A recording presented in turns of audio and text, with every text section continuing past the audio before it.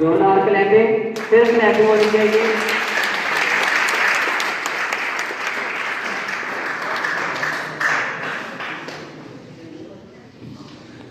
میں کی واجب احترام پرنسپل صاحب اور میرے ہم مکتب ساتھیوں السلام علیکم ورحمۃ اللہ وبرکاتہ. کہ محمد سے وفا سنے تو ہم تیرے ہیں، کہ محمد سے وفا سنے تو ہم تیرے ہیں، یہ جہاں چیز ہے کیا لوح قلم تیرے ہیں. سامعین محترم، سیرت مصطفیٰ صلی اللہ علیہ وآلہ وسلم پر جانے سے پہلے شاعر مشرق علامہ محمد اقبال رحمۃ اللہ علیہ کی شخصیت کے بارے میں عرض کرتا چلوں کہ آپ باغ حجاز کے وہ پھول ہیں جس کی خوشبو سے نہ صرف امت مسلمہ بلکہ تمام دنیا معطر ہوئی آج بھی ہو رہی ہے، کیونکہ آپ خود فرماتے ہیں فرشتے بزم رسالت میں لے گئے مجھ کو، فرشتے بزم رسالت میں لے گئے مجھ کو، حضور آئے رحمت میں لے گئے مجھ کو. کہا حضور نے اے اندلیب باغ حجاز، کہا حضور نے اے اندلیب باغ حجاز، کلی کلی ہے تیری گرمی نواز گداز. اگر ہم سیرت مصطفیٰ صلی اللہ علیہ وآلہ وسلم کا مطالعہ کریں تو آپ صلی اللہ علیہ وآلہ وسلم کی ولادت سے لے کر وصال تک ہمارے لیے کامل رہنمائی موجود ہے. انہی پہلوؤں کو علامہ اقبال رحمۃ اللہ علیہ نے اپنی شاعری کا بنیادی موضوع بنایا.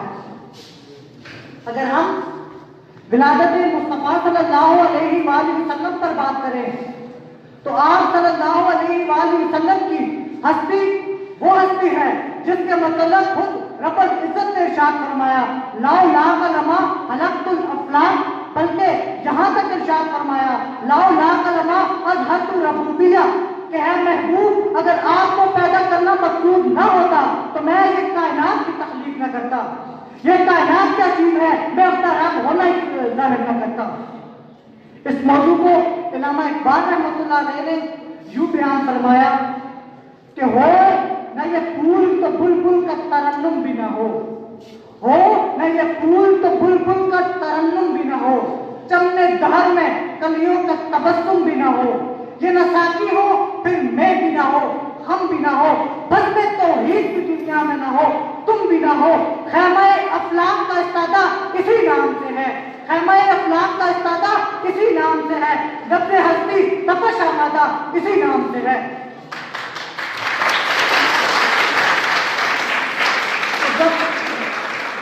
اور جب ہم معراج مصطفیٰ صلی اللہ علیہ وآلہ وسلم کی بات کرتے ہیں تو اس واقعے میں بھی انگنت اسرار اور رموز پوشیدہ ہے. جیسا کہ علامہ اقبال رحمۃ اللہ علیہ ارشاد فرماتے ہیں سبق ملا ہے یہ معراج مصطفیٰ سے مجھے، سبق ملا ہے یہ معراج مصطفیٰ سے مجھے کہ عالم بشریت کی رد کہہ کر دوں. سامعین محترم، اللہ رب العزت نے آپ صلی اللہ علیہ وآلہ وسلم کو نبوت اور رسالت کا تاج پہنایا اور مقام محبوبیت کے ساتھ ساتھ مقام محمود پر بھی فائز فرمایا. حضور رسالت مآب صلی اللہ علیہ وآلہ وسلم کی اس عظمت کو عارف لاہوری نے ان الفاظ میں بیان فرمایا لوح بھی تو قلم بھی تو تیرا وجود الکتاب، لوح بھی تو قلم بھی تو تیرا وجود الکتاب، گنبد آبگینہ رنگ تیرے محیط میں حباب. اور ایک اور جگہ یہاں تک ارشاد فرما دیا وہ دانائے سبل حتم الرسول مولائے کل جس نے، وہ دانائے سبل حتم الرسول مولائے کل جس نے غبار راہ کو بخشا فروغ وادی سینا.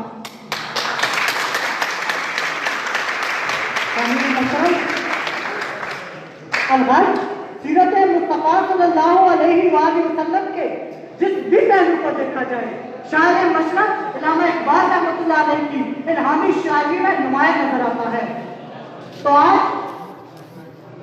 سامعین محترم اس تقریر کی وساطت سے ہمیں عہد کرنا چاہیے کہ اس دور ناقص میں اقبال رحمۃ اللہ علیہ کی تعلیمات کو اور فکر و فلسفہ کو عملی جامہ پہنانا ہوگا تاکہ عالم اسلام اپنی اوج سریہ پر دوبارہ جنگ افروز ہو سکے.